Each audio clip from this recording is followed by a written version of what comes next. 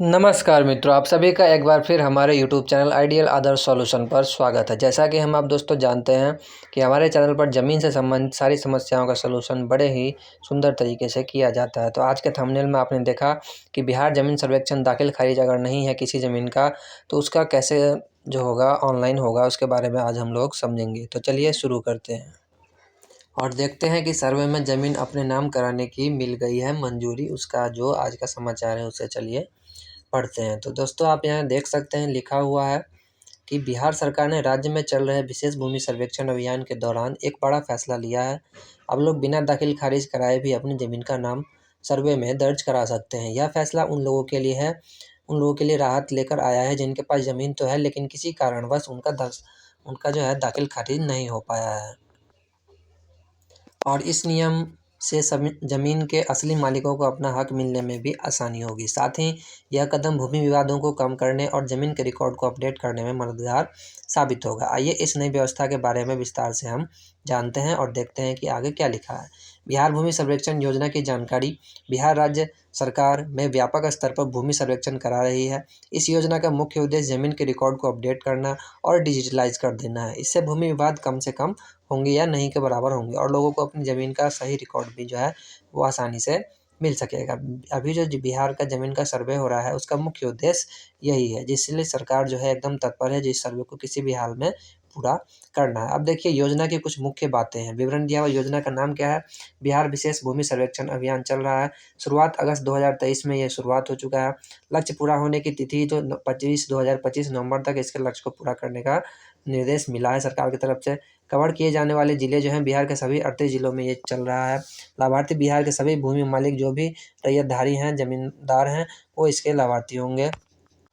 और इस सर्वे का प्रमुख उद्देश्य ज़मीन के रिकॉर्ड का डिजिटलाइज कर देना इसका प्रमुख उद्देश्य है, यानी डिजिटलीकरण। नोडल विभाग राजस्व एवं भूमि सुधार विभाग इसका जो है वो नोडल विभाग है।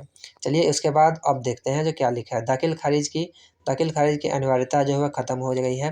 बिहार सरकार ने हाल ही में एक महत्वपूर्ण फैसला लिया। अब लोग बिना दाखिल खारिज कराए भी अपनी ज़मीन का नाम का सर्वे दर्ज करा सकते हैं। इससे पहले दाखिल खारिज कराना अनिवार्य था। यह नया नियम उन लोगों के लिए बड़ी राहत है जिनके पास ज़मीन है लेकिन वह किसी कारण से दाखिल खारिज नहीं करा पाए हैं। अब देखिए दोस्तों, इस नियम से किन लोगों को फ़ायदा होगा, किन लोगों को नुकसान होगा, ये देख लेते हैं। जिन लोगों ने ज़मीन खरीदी है लेकिन दाखिल खारिज नहीं कराया उन लोगों को फ़ायदा होगा। वारिसों के नाम पर ज़मीन है लेकिन दाखिल खारिज नहीं हुआ है तो उन लोगों को भी फ़ायदा होगा। वो अपना सर्वे बहुत ही आसानी तरीके से करा सकेंगे बिना रसीद कटाए हुए ही। रसीद भी कटेगा लेकिन वो बाद में होगा, उससे आपका सर्वे होने में किस तरह का बाधा उत्पन्न नहीं होगा। पुराने रिकॉर्ड में नाम गलत दर्ज है तो वो सही हो जाएगा। ज़मीन का बंटवारा हुआ है लेकिन रिकॉर्ड अपडेट नहीं हुआ है तो वो भी रिकॉर्ड अपडेट हो जाएगा। तो इस तरह से आपने देख लिया जो ये सर्वे जो हो रहा है बिना दाखिल खारिज के जो ज़मीन का सर्वे होगा, अगर आपके बस के वाला है तो उससे किन लोगों को फ़ायदा होगा। सर्वे में आगे देखिए, सर्वे में ज़मीन अपने नाम कराने की प्रक्रिया क्या है। अब जब दाखिल खारिज की अनिवार्यता खत्म हो गई है तो लोग सीधे सर्वे टीम के पास जाकर अपनी ज़मीन का नाम दर्ज करा सकते हैं। इसके लिए कुछ ज़रूरी दस्तावेज और प्रक्रिया का पालन करना होगा। तो इस प्रक्रिया से आप जो है सर्वे में ज़मीन अपने नाम से करा सकेंगे। उसके बाद देखिए आगे यहाँ पर लिखा हुआ है मित्रों, यहाँ पर लिखा है कि ज़रूरी दस्तावेज़ इसमें क्या सब हैं। ज़रूरी दस्तावेज़ में आपको पहचान पत्र यानी आइडेंटिटी आपका जो होगा, आइडेंटिटी कार्ड में आप आधार कार्ड, वोटर कार्ड ये दे सकते हैं।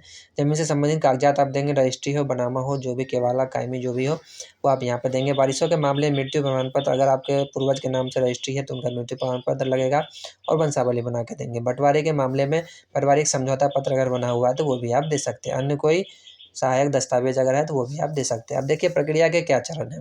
पहला में है सर्वे टीम से संपर्क कीजिए। अपने क्षेत्र में काम कर रही सर्वे टीम को पता लगाएं। आपको सबसे पहले अपने मोबाइल में एक बिहार सर्वे ट्रैकर ऐप है, वो मैं लिंक दे दूंगा कमेंट में, आप वहाँ से बिहार सर्वे ट्रैकर ऐप डाउनलोड कर लीजिए। वहाँ से सबसे पहले आप बिहार सर्वे ट्रैकर ऐप डाउनलोड कर लेंगे तो आपको पता चल जाएगा जो आपके एरिया में कौन अमीन और कौन कानून को बने हैं, उनसे आप जाके संपर्क कर सकते हैं। सब उसके बाद आप फॉर्म भरेंगे। टीम द्वारा दिए गए फॉर्म को सही जानकारी के साथ भरेंगे। वो प्रपत्र 2 और प्रपत्र 3 एक जो है वो भी आपको वही बिहार सर्वे ट्रैकर पर एकदम मिल जाएगा, वहाँ से आप डाउनलोड करके उसको पढ़ लेंगे। उसका दस्तावेज जमा करेंगे। सभी जरूरी दस्तावेज की कॉपी फोटोकॉपी करके आप जमा करेंगे। ज़मीन का पहचान सर्वे टीम के साथ मौके पर जाकर ज़मीन की पहचान कराएंगे। सत्यापन के लिए टीम आपके द्वारा दी गई जानकारी का सत्यापन भी करेगी। रिकॉर्ड अपडेट करने के लिए सब कुछ सही पाए जाने पर आपका नाम जो है नए रिकॉर्ड में दर्ज कर दिया जाएगा। तो ये था प्रक्रिया। ये प्रक्रिया आप ऑफलाइन जाके अपने ब्लॉक अंचल में भी जो टीम कार्यालय टीम बनी है वहाँ पर जाके आप कर सकते हैं, और ऑनलाइन भी कर सकते हैं, जिसमें आपको सहूलियत लगे आप वो काम कर सकते हैं। अब आगे देखिए नए नियम के क्या क्या फ़ायदे होंगे। इस नए नियम से कई तरह के फ़ायदे होंगे। इससे न सिर्फ लोगों को राहत मिलेगी बल्कि सरकार को भी ज़मीन के रिकॉर्ड अपडेट करने में मदद मिलेगी, और लोगों को भी बहुत फ़ायदा होगा। और किसी भी काम को करने के लिए लोगों को इधर-उधर ज़्यादा भटकना नहीं होगा। सब चीज़ डिजिटलाइज़ेशन हो जाएगा। आप घर बैठे अपने आप सारे ज़मीन संबंधी काम होंगे वो ऑनलाइन कर सकेंगे। उसके बाद देखिए लोगों को क्या फ़ायदे हैं वो चलिए गिना। तो देखिए लोगों के फ़ायदे, समय और पैसे की बचत होगी। दाखिल खारिज कराने में जो समय और पैसा लगता था वो बच जाएगा। वो आप घर बैठे आप ऑनलाइन करके किसी भी सीएससी और साइबर सेंटर पर जाके आप वहाँ से ऑनलाइन करेंगे तो सारे जो दाखिल खारिज की प्रक्रिया है वो हो जाएगी। विवादों में कमी आएगी। सही मालिक का नाम रिकॉर्ड आने में भविष्य में विवाद कम होंगे। जो ज़मीन का सही मालिक है उसका रिकॉर्ड एकदम अपडेट रहेगा। सरकारी योजनाओं का लाभ लेने में अपडेटेड रिकॉर्ड होने से जानकारी, सरकारी योजनाओं का लाभ लेने में आसानी होगी। और बैंक लोन में भी आपको अगर बैंक से आप लोन लेना चाहते हैं वहाँ भी आपको आसानी होगी। आपके नाम से ज़मीन होगा तो आप आसानी से बैंक लोन ले सकते हैं। उसके बाद देखिए अब इससे सरकार को क्या-क्या फ़ायदे होंगे। रिकॉर्ड का आधुनिकीकरण हो जाएगा, है ना? मॉडर्नाइज़ेशन हो जाएगा, पुराने रिकॉर्ड अपडेट हो जाएंगे, राजस्व में वृद्धि, सही मालिक के नाम आने से राजस्व संग्रह में मदद मिलेगी। योजनाओं का बेहतर क्रियान्वयन, सही डेटा होने से सरकारी योजनाओं को लागू करना आसान हो जाएगा। विवाद जो होते हैं, ज़मीनी विवाद, जो पटदारी में विवाद होते हैं उसमें कमी आएगी। अदालतों में ज़मीन से जुड़े मामले धीरे धीरे कम हो जाएंगे। तो यही इस सरकार का और इस सरकार के द्वारा किया जा रहा इस सर्वे का यही मुख्य उद्देश्य है। अंत में देखिए दोस्तों डिस्क्लेमर में हम बताते हैं आपको क्या है। यह लेख सिर्फ जानकारी के उद्देश्य से लिखा गया है। अभी जो हमने बताया ये केवल जानकारी के उद्देश्य से है, आप इससे जानकार बन सके। हालांकि बिहार सरकार ने इस तरह की घोषणा की है, लेकिन इसके क्रियान्वयन में कुछ बदलाव हो सकते हैं। किसी भी कार्रवाई से पहले स्थानीय प्रशासन या सरकारी वेबसाइट से नवीनतम जानकारी आप प्राप्त कर लें। यह लेख कानूनी सलाह नहीं है, और किसी भी कानूनी मामले के लिए विशेषज्ञ की सलाह लेना बेहतर होगा। आप अपने आसपास के जो आपके कोर्ट कचहरी वकील हैं उनसे भी आप सलाह लेके राय मशवरा ले सकते हैं। तो ठीक है मित्रों, अगर आपको मेरे द्वारा दिया गया जानकारी अच्छा लगे तो चैनल को लाइक शेयर एंड सब्सक्राइब कर दीजिए और ज़रूरतमंद लोगों के पास शेयर भी कर दीजिए। तब तक के लिए बहुत बहुत धन्यवाद। नमस्कार। Like share and subscribe my channel.